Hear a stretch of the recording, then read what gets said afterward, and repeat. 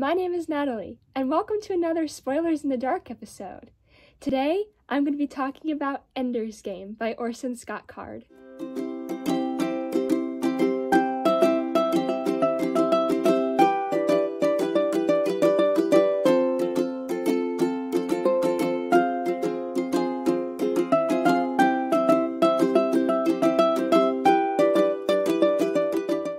Familiar with my beginning of my Spoilers in the Dark episodes, essentially this is going to be a spoiler review of Ender's Game, meaning there will be tons of spoiler content and I will be talking about the end. So if you don't want spoilers, don't watch this video. You have been forewarned. I'm going to be trying to mention as many aspects of this book as I can in a very short amount of time. So let's get started. Now, if you've seen my non-spoiler review about this book, you know that even from the very beginning, when I first started this book, I was already emotional. So, I thought, what better way to start by reading the beginning?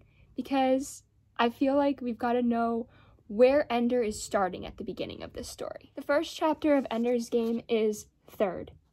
In this chapter, we learn that Ender is the third child of his family, the Wiggins, and that his brother and sister were both kind of rejected for the main program in the book, which is the space program that Ender's eventually accepted to.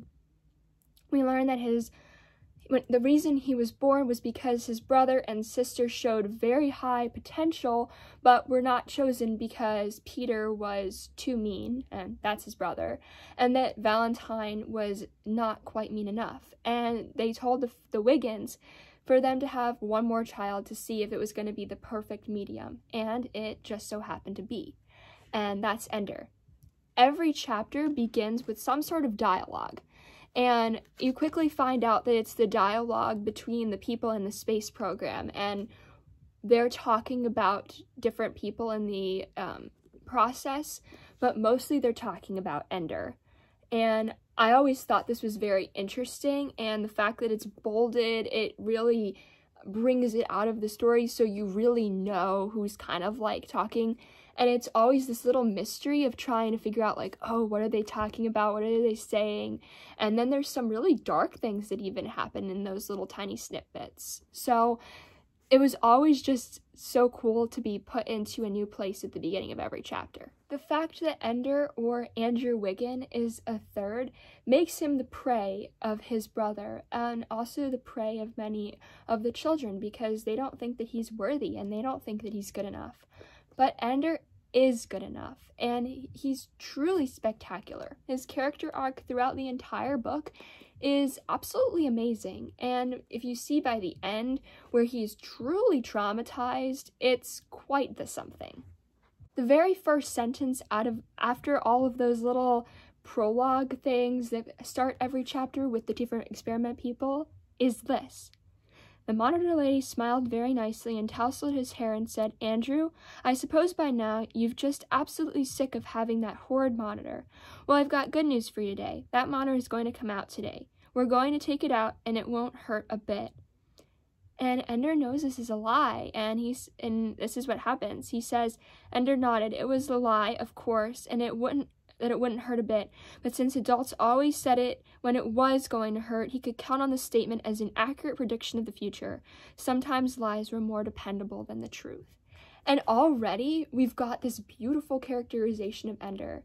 Even with the first few sentences, we know that, wow, he is really, like, you know, worried about this, and he knows it's gonna hurt, and you as a reader are always already like, wow, I feel for him, because I'm sure we've all had something in our lives that's hurt, whether it's a shot or whether it's a scrape on the knee. And it's just bringing in that very emotional feeling right from the start. And how powerful is that? After the monitor comes out, Ender thinks that he's going to be like everyone else, and he finally thinks that he's going to be ordinary, and that's all that he wants. He never wanted to be spectacular or amazing or anything. He just wanted to be Ender. He wanted to be a that third. He wanted his place in the world, and his conversation with Valentine right after this happens is amazing. And we're only on page 4. But anyway, let's talk about chapter 2, which in my book starts on page 9. Chapter 2 is Peter. And if you didn't hear me before when I talked about Peter, Peter is Ender's older brother. And he is awful. I know that there are normal sibling rivalries and fights and stuff like that, but Peter takes it to a whole new level. He is a very, and I mean very, abusive older brother. He tries to kill Ender in this chapter, and what page are we on? 9. We already have a sibling rivalry that's more than a sibling rivalry. We have something that is so profound and beautifully written, but so awful. I mean, can you imagine if your sibling tried to kill you every day just because they never wanted you to be born and just because you seem extraordinary next to them? That is just, I can't even imagine what Ender must have been going through.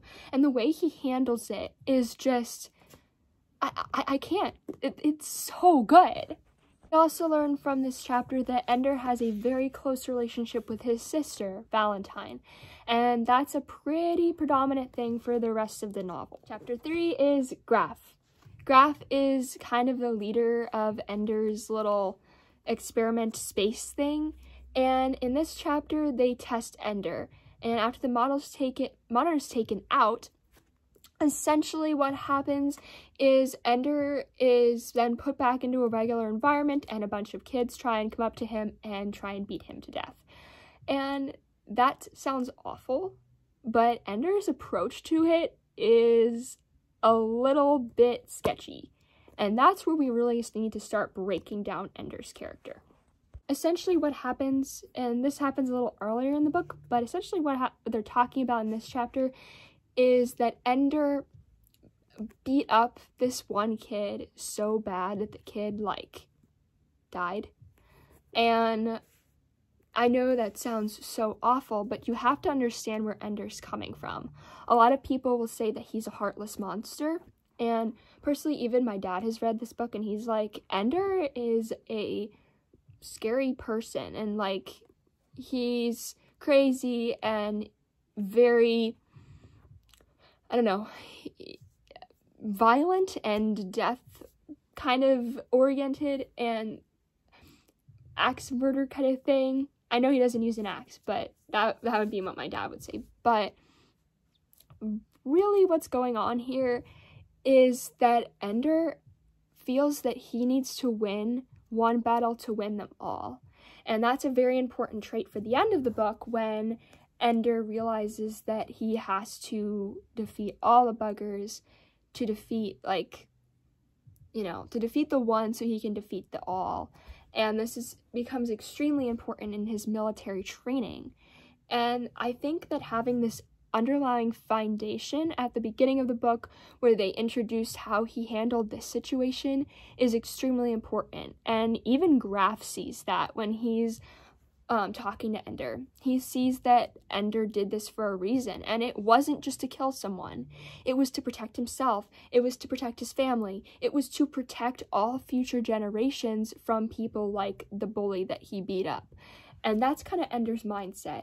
He's not just thinking about himself and thinking about hurting people. He doesn't have a violent nature. His nature is actually very heart-driven.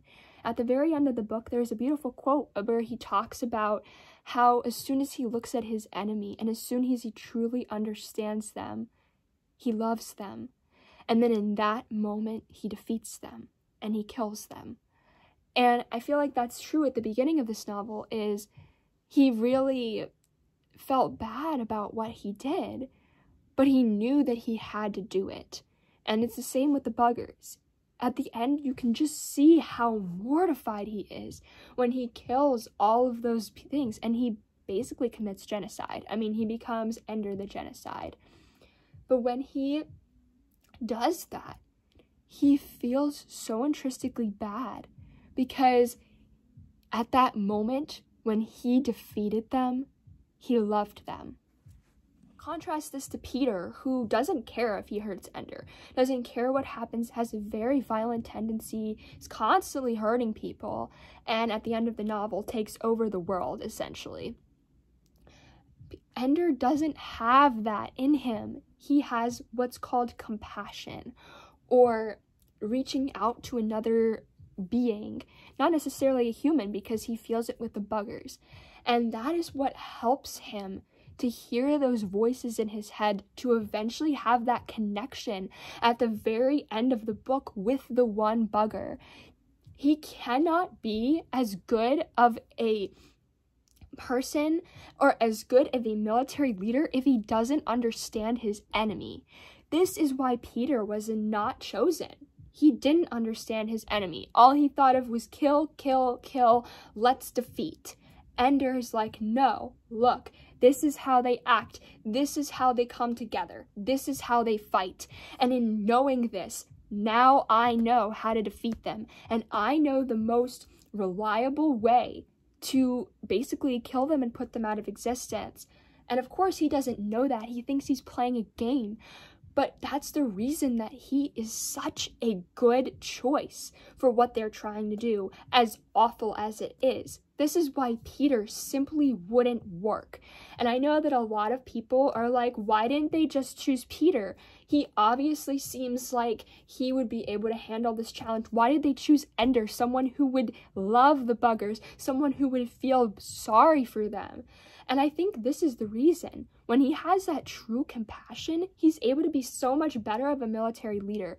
He understands his people. He understands the people who are under his control. And he understands his enemy enough so that way he knows his enemy so well that he knows how to defeat them without really even thinking about it. And he knows it's going to be hard, but he knows how to do it because he can feel into their mind, because he has empathy, because he can put himself into the bugger's shoes to know that this is actually happening. And I think this is a really core thing that you need to understand about Ender's Game, is it's not about killing. It's not about genocide. It's about Ender's compassion and empathy. And I think that is a really big misconception. It's like, no, Ender is not just a genocide. He didn't just kill people. He's not just an axe murderer. No, he's a compassionate human being who cares about the race that he's killing, but he knows that there's a reason that he has to do it. And though he's tricked at the end, and people have asked me, well, wouldn't it have just been easier to put Peter in that position? You wouldn't have to trick him. You wouldn't have to know, because Peter would have just done it. Well, what exactly would have Peter done? Would he have destroyed half the planet? Would he have killed half of the people under his command? Because Ender, as you know, did end up accidentally killing a lot of people on Ender's command, but he felt bad about it afterward. Do you think Peter would have cared? Do you think Peter would have just sent out as many troops as he needed, or would he have sent the whole fleet and ended up killing everyone? I think this is something core that we need to understand about Ender's Game. So I hope that kind of answers that question. If anybody had any questions about Ender's compassion, I hope I explained it to the best of my ability. I know it's a really hard concept to grasp, and even at times for me, I've doubted, like, why didn't they just choose Peter? And why did they have to have Ender? But I think that understanding your enemy is kind of like the key to this book. Anyway, let's talk other characters. So besides Ender, we've got this whole beautiful cast of characters in this novel. You've got his best friend, which I want to talk about a lot, and that is Ally. I think that's how you pronounce it, because symbolically it would make the most amount of sense. It's spelled A-L-A-I, and the reason that I think it's ally is because symbolically, what is an ally? An ally is someone who looks out for you, who's on your side, and who's there for you no matter what. It's someone who's on your team. And symbolically, it makes the most amount of sense. My favorite part in this entire novel is when Ally goes up to Ender when he's leaving the launchies, and he says, "Shalom, Ender, peace be with you." And I just think that's so beautiful. Like, to have that peace and to tell Ender, like, everything's going to be okay. I mean, it has a lot of foreshadowing that, of course, everything's not going to be okay. There's not going to be peace. But it shows that Ally really cares about Ender and that he is there for him no matter what, which is really, really good friendship. And the fact that Ally's not in a lot of the book is even better. It just makes it for so much more of a powerful thing, because whenever he is there, he's there for Ender. Another important character is obviously Petra. She teaches Ender how to shoot, how to fight, how to do all of these different things in the ring. If it wasn't for her, Ender really wouldn't understand the battle room, because his first leader of his squad was Bonzo, and Bonzo didn't teach him anything. Unfortunately, there's that whole catastrophe in the bathroom in the end, and you do learn, or perhaps if you didn't catch this, at the end of the novel, they say that they have 2 people going home, or that they're sending Bonzo home. And then they mention something about a bag. What they're talking about is a body bag. They're sending Bonzo's body home. And then they also mention a second body, and that one is the boy that he killed at the beginning. So if you didn't catch that, throughout the novel, besides the genocide, Ender does kill 2 people, and that's the boy at the beginning and Bonzo.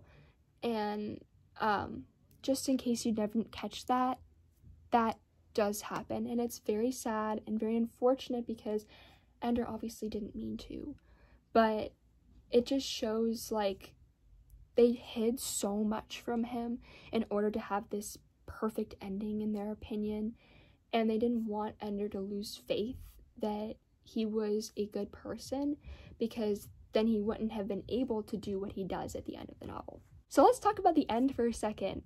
Who else was shocked? If you were shocked, please leave a comment below. I would love to hear about your theories of what you thought was going to happen, and then, like, when you heard what happened, what'd you think? Like I said in my non-spoiler review, a friend got me to read this, and she kept telling me, you know, you're not going to expect it, you're not going to expect it. But I did kind of say it sort of kind of, and I hope that at some point I will do a talk with her about this book, and it'll be on this channel. We're still working that out, but it should be happening. And yeah, so that, look forward for that.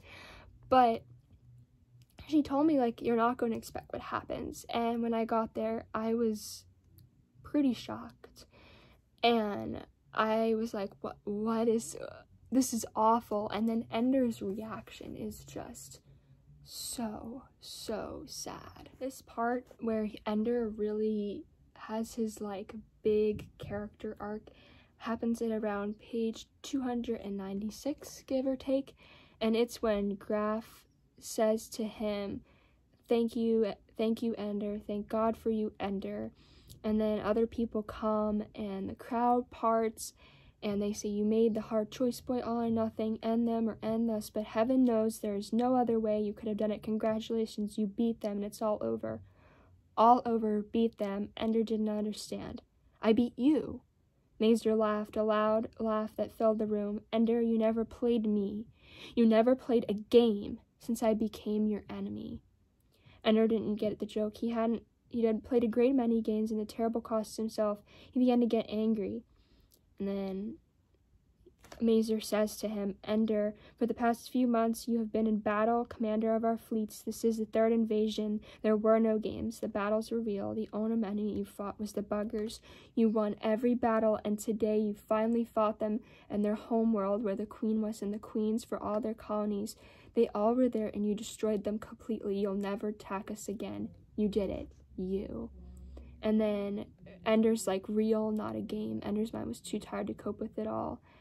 And I don't know if anyone's seen the movie. Parts of it were just okay, but Asa Butterfield's portrayal of Ender at this part, where he's just, like, crying and his face just looks like death, is so perfect. And I feel that's what Ender's feeling right here, is just complete and utter, like, what have I done? And if you think about sometimes when you've made a mistake and you realize how awful it was, think about if you killed thousands of people in a whole race and you had no idea. How awful would you feel? And I feel that's very important for this novel, is like understanding that Ender killed the whole population of people, well, buggers, and that he didn't know he was doing it and how he felt afterward. That's a really important thing. I want to spend just a few quick minutes talking about the battle rooms. They're absolutely amazing. My favorite battle was probably Dragon vs. Rabbit. That battle was so epically portrayed. I could always imagine the battle room. I've had dreams about the battle room. And I just love how the whole thing is set up. It's just so wonderful. Like, I don't know how Orson Scott Card thought of this idea. He explains it in his introduction. But I still just don't understand, like, how did he come up with the freeze guns and the null gravity rooms and the whole, like, let's fight against things? People also don't understand the point of those, like, those battle rooms. Why didn't they just choose Ender if they thought it was Ender the whole time? I think the reason is so that way Ender could learn based on other teams and how to, like, work as a team. Because if he didn't know how to work as a team, then he wouldn't have had as much empathy, and then he wouldn't have been able to defeat the buggers. Everything is kind of leading up to that big moment. And I think another important thing that we should remember is how young Ender is. At the beginning of the novel, he's 6. At the end, when he's killing people, he's like 11. That's crazy. Can you imagine committing genocide when you're like 11 to 13 years old? For anyone who doesn't know, you'd be just leaving middle school. Do you know how crazy that is? I want to also take a moment, because we were talking about characters, to talk about Bean. Bean is a little brainiac. He's adorable. He's funny. He's such a good character, and he really does good things for Ender. He tests Ender in ways that Ender didn't know he needed to be tested, and he's very, very just important for the plot of this story and for Ender's characterization. There's also one little tiny scene I want to touch on, and that's the lake scene.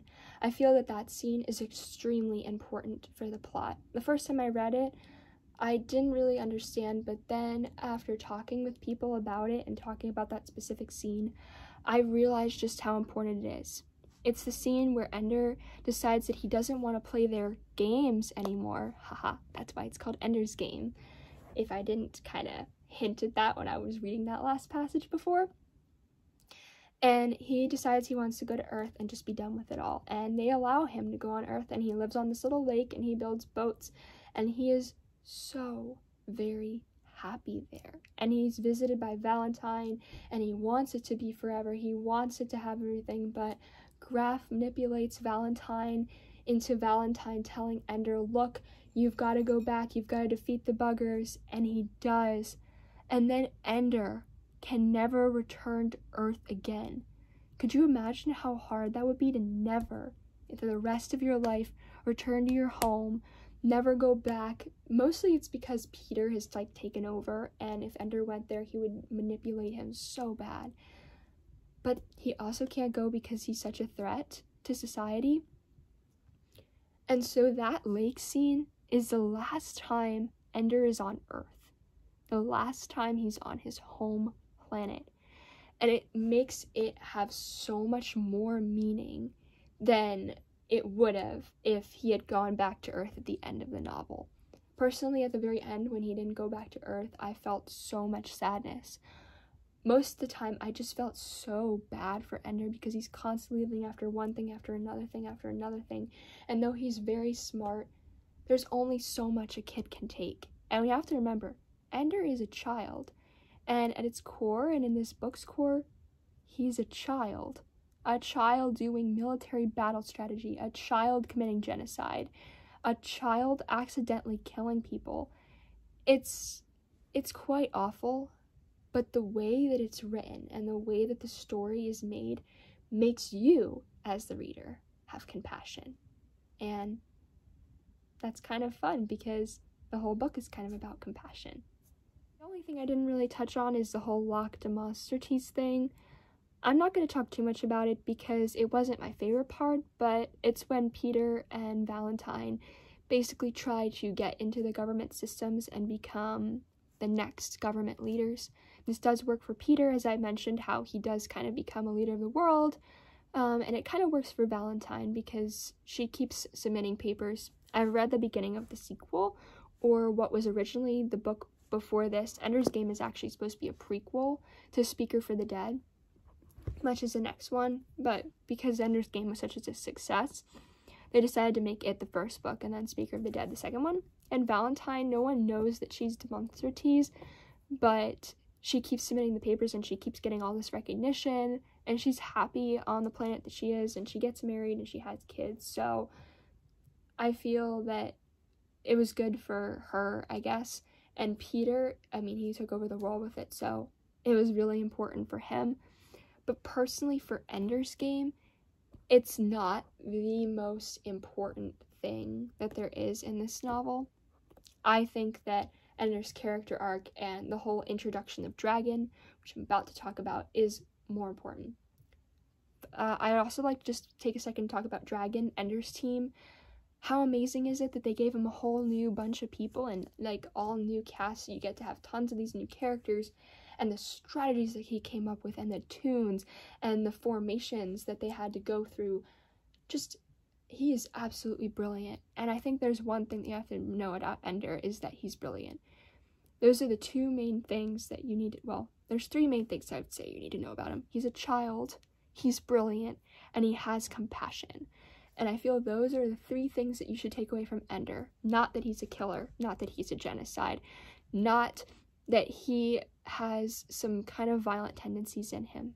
Those are not nearly as important as the love he has for his friends, as the love he has for the buggers, as the love that he has for the world. And in its core, this book is about love. No matter what you think, no matter how empty-hearted you think Ender is, it's about love.